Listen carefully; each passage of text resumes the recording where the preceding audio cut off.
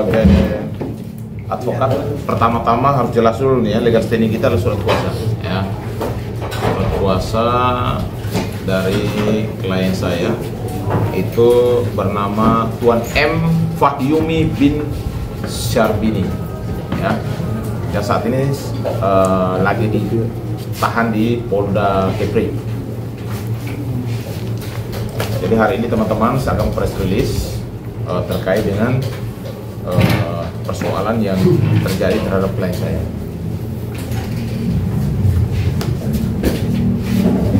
Jadi yang pertama, bahwa selaku kuasa hukum Kapten KM Rizky Laut 4 Saudara MF atau di sini bernama lengkap adalah M. Fahyumi bin Syarbini ya.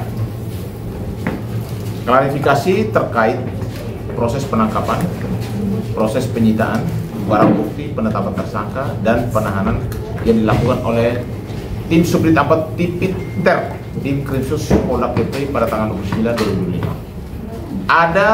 Saya temukan banyak kejanggalan prosedural yang berpotensi mencederai hak-hak klien saya yang bertentangan dengan hukum positif yang berlaku.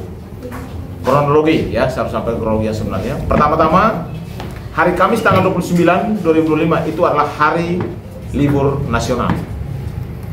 00.30 jam 12.30 atau 00.30 WIB tanggal 29, KM Rizky Laut 4 berangkat dari Tanjung Uncang menuju perairan Kabil.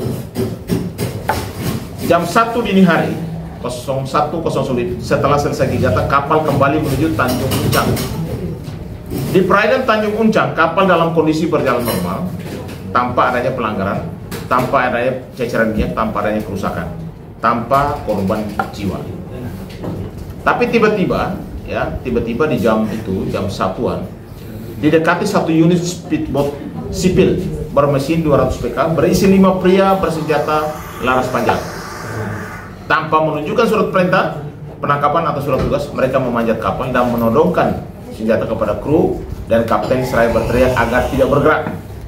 Dan HP awak kapal disita tanpa berita acara penyitaan. Dan kemudian kemudi kapal udah pasti ya. Di sini menurut kapten kapal yang saya sudah ketemu menyatakan bahwa diambil paksa. Dan jalurnya akhirnya karena waktu situasi air surut jam 3 pagi, kapal akhirnya melalui jalur dangkal sehingga kandas di pasir. Tidak terjadi kecelakaan, kerusakan, tumpahan minyak atau korban jiwa. Jam 11.30 ya, jam 11.30 di tanggal 30 KM Rizky Laut 4 tiba di dermaga Mako Polairut Polda Kepri. 12.00 WIB, 2 orang kru dan 1 kapten dibawa ke aula ya, aula Mako Polairut.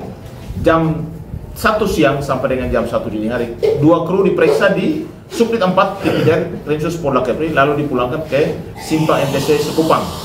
Kapten tetap ditahan ya.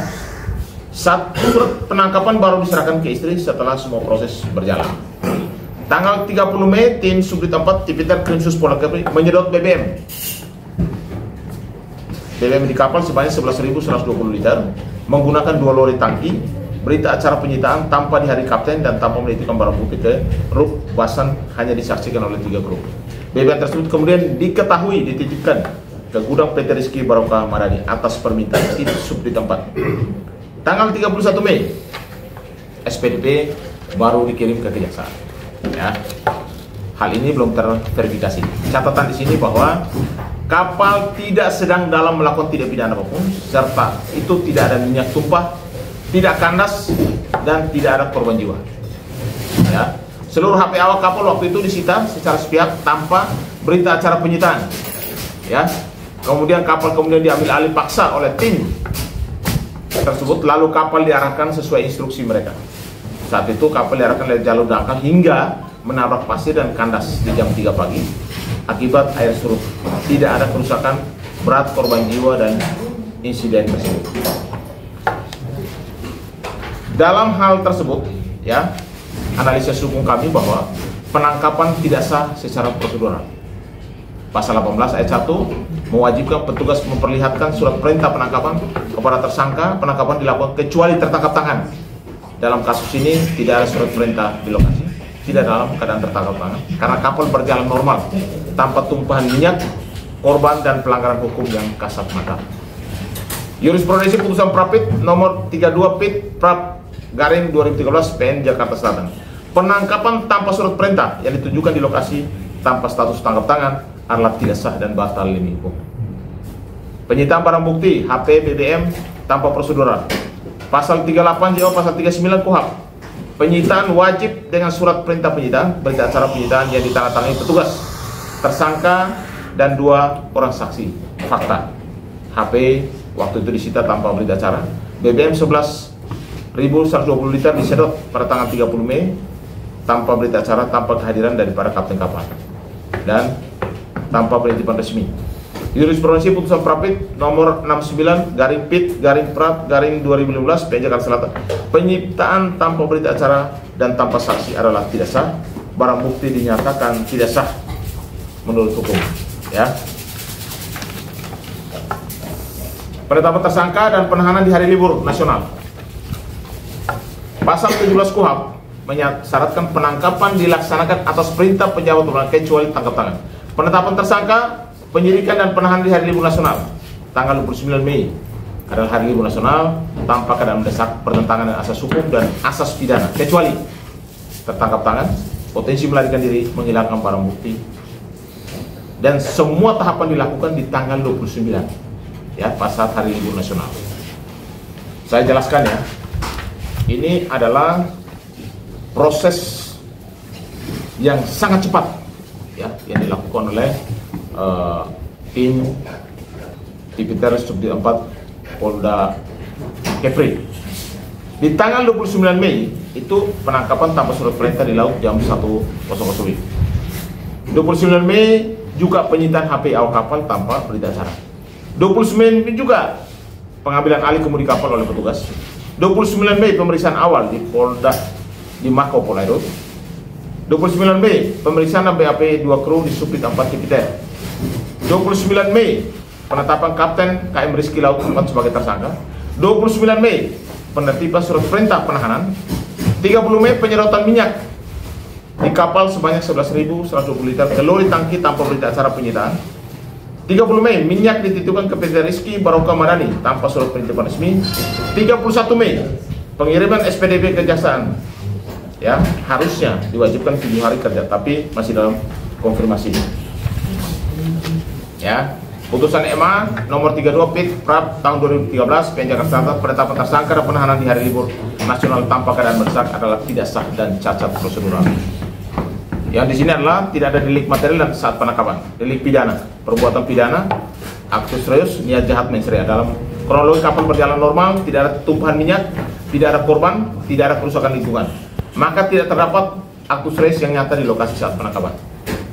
Putusan MA nomor 94 PK garing Pit 2015, jika perbuatan pidana belum terjadi atau tidak dapat dibuktikan saat penangkapan, maka penetapan tersangka tidak sah secara hukum. Analisa tambahan fakta BAP dan pelanggaran hak tersangka. Ya, di sini ada beberapa contoh kasus. Yang pertama, ketidaksesuaian antara BAP dan fakta pemeriksaan. Itu nanti kami akan sampaikan ya dalam proses berikutnya. 2, konsekuensi hukum dan pemeriksaan tanpa pendampingan penasihat hukum. Dan ini konfirmasi bahwa klien saya pada saat pertemuan tadi pagi sama saya di tahanan bahwa dia tidak didampingi oleh penasihat hukum pada saat pemeriksaan. Tetapi di dalam BAP dinyatakan ada pendampingan ya. Nah, ini masih nanti saya klarifikasi dulu bahwa putusan MK nomor 16 PUU Step Angka nomor 2010 menegaskan bahwa setiap tersangka berhak mendapatkan bantuan hukum sejak dini, termasuk dalam tahap penyidikan, dan bila tidak diberikan maka alat bukti yang diperoleh menjadi tidak sah. Akibat hukumnya jelas ya. Dan yang berikut yang saya mau perlu sampaikan bahwa saya sudah melakukan investigasi dan juga penyelidikan di wilayah TKP bahwa kami menduga keras ada keterlibatan ya, ada oknum pejabat di dalam jaringan mafia minyak di wilayah Kepri. Dan hal ini akan saya buka pada waktunya, ya. Dan ini sangat tegas karena kami sangat menyesalkan, ya. Sebenarnya kalau saya lihat bahwa klien kami itu dalam hal ini, kalau soal penegakan hukum, kita harus hormati itu. Tetapi kalau soal ditahan, kita harus melihat bahwa apakah ini kan masalah kasus ekonomi, perlu ditahan atau tidak. Dan pasal disangkakan itu sesuai dengan perbuatan dia atau tidak.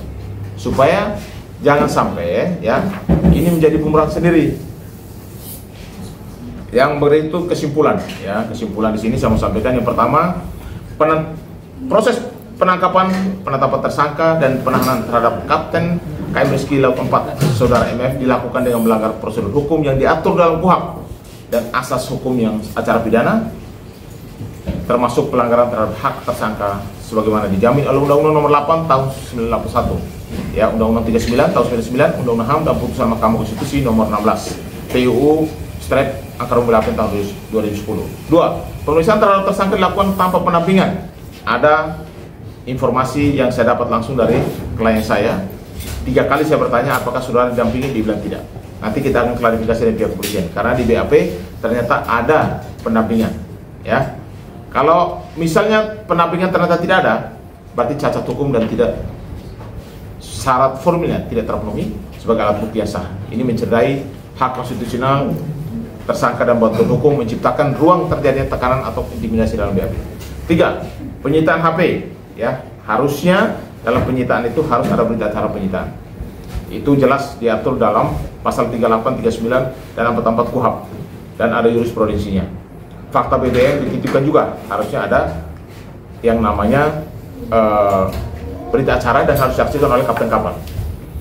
Seluruh tindakan penyitaan, pengalihan kemudi kapal hingga penahanan dilakukan pada hari libur nasional tanpa dasar keadaan yang mendesak. Hal ini melanggar prinsip proporsionalitas, legalitas dan akuntabilitas dalam pelaksanaan wewenang aparat penegak hukum.